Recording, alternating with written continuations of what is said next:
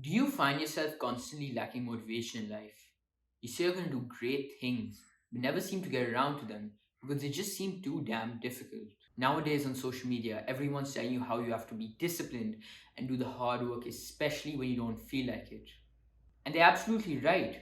You should be doing the hard work, especially when you don't feel like it. But tell me something.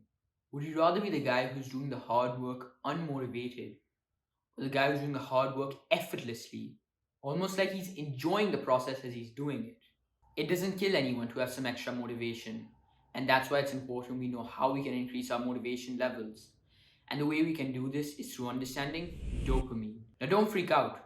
Dopamine is just a hormone that's released when you're on the pursuit to pleasure. This can be eating tasty food, social media, Netflix, anything when you're experiencing pleasure. That's essentially when you're experiencing the molecule dopamine. And according to neuroscientist Andrew Huberman, dopamine has a pool, and this pool must maintain an equilibrium. It's kind of like a what goes around comes around relationship. So when dopamine is released, there's this baseline, right? The dopamine level goes above the baseline because you're experiencing the pleasure, but after you're done with the activity, it goes below the baseline. So now the new baseline is below the initial baseline, and that will result in you feeling unmotivated. Now tell me something. Does that not sound very similar to your current situation? You're constantly engaging in lots of pleasurable activities, experiencing so much dopamine, but then you're left unmotivated. This is the point where you're at right now. That point you're at is below the baseline level. And what I want you to do is try and get yourself above the baseline level. You may ask me how you can do that. There's only one solution to doing this, and that's through experiencing more pain and experiencing less pleasure. You may think I'm crazy. How on earth could someone feel happier, more motivated through experiencing more pain? I'll tell you how. So, as mentioned earlier, when you experience pleasure, dopamine level goes up, but then it returns to a level below the baseline. What if instead you experience some pain first? See, the thing is, when we experience pain, now pain's not a good thing, right? You don't feel great when you experience pain. And that's exactly what we're aiming for. We have our baseline, right? When we experience pain, our dopamine level goes below the baseline as we're experiencing the pain. But to make up for it, you know what it does? It returns to a level even higher than the initial baseline. This leaves you with a feeling of joy and excitement and general just more motivation. And that's exactly what we want. This is exactly why the thought of going to the gym or doing homework seems so hard, because you're constantly down at this level below your baseline.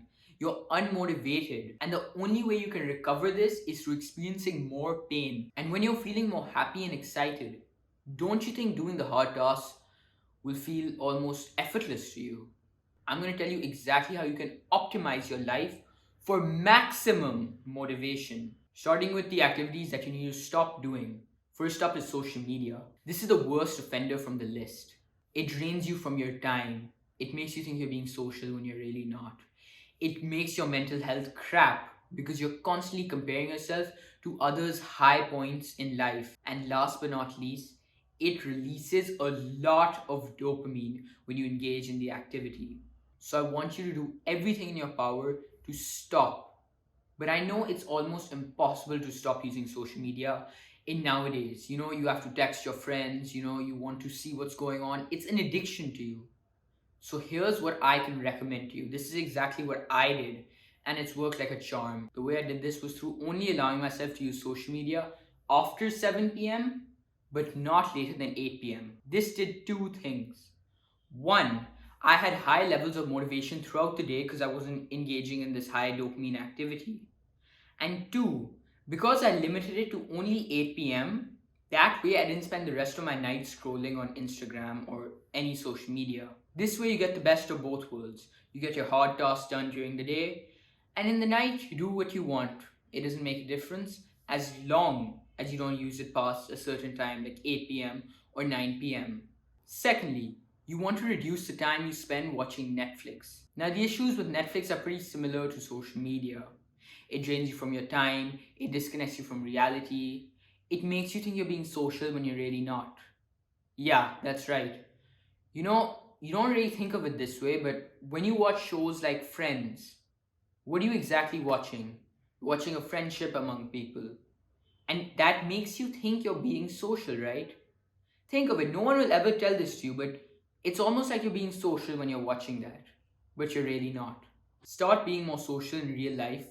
It's a whole other world than just watching Netflix. And instead of using Netflix, how about try listening to a podcast, reading a book? It will expand your knowledge and make you a much better person in the long run. Other activities you try avoiding include video game, junk food, alcohol, drugs, anything where you experience the pleasure now, but you get a terrible after effect. These serve nothing in your life. They are only holding you back from the person you could become. Now, with all this free time that you have, you're gonna have to start filling it up with good activities. Starting with number one, the best one of them all, the gym. This is relatively inexpensive. Anyone can go to the gym. It is simple and it will improve your life the most out of anything I could mention on the list. So many activities can be confusing, hard, like starting a business. How do you start one? It's not that clear. With the gym, all you do is just go in the gym and push weights. It's that simple. Just like I mentioned earlier, initially your dopamine level is at its baseline, but then you experience the pain, so it goes below baseline. But now, because of that equilibrium thing I told you about, it'll go above the baseline, leaving you more motivated, happy, and excited to do any other task that lies ahead of your way. The second activity I want you to try doing is eating clean and healthy food. This will give you a great return on investment, not only because you lose fat and gain muscle if that's what you're doing, but it also makes you feel more motivated and better. See, the same example to gym.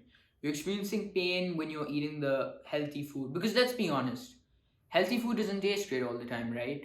I mean, do you enjoy eating broccoli? Not really. There's some foods which taste great, like strawberries or honey, but most of them don't taste that great, right?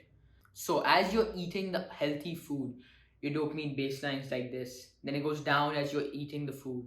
But then, now that you've accomplished this hard task, it has to compensate for it and it goes back up, leaving you with a feeling of motivation, happiness, excitement. You know the story now.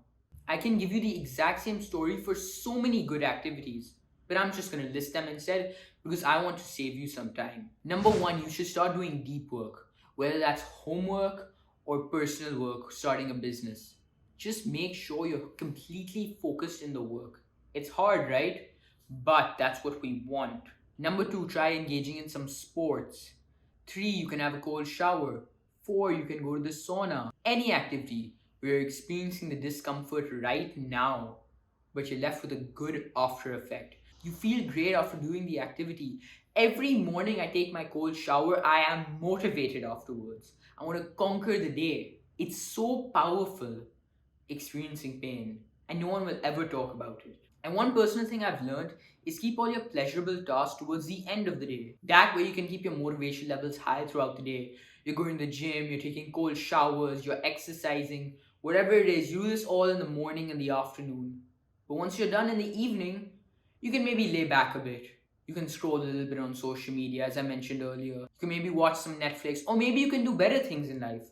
You can hang out with your family. That's your choice. But the key point I want you to take from this video is experience more voluntary pain and experience less voluntary pleasure. And this will make you your most powerful self. Your most powerful and motivated self. And that's all. I really hope you enjoyed watching this video. Have a good day and keep on killing it in life.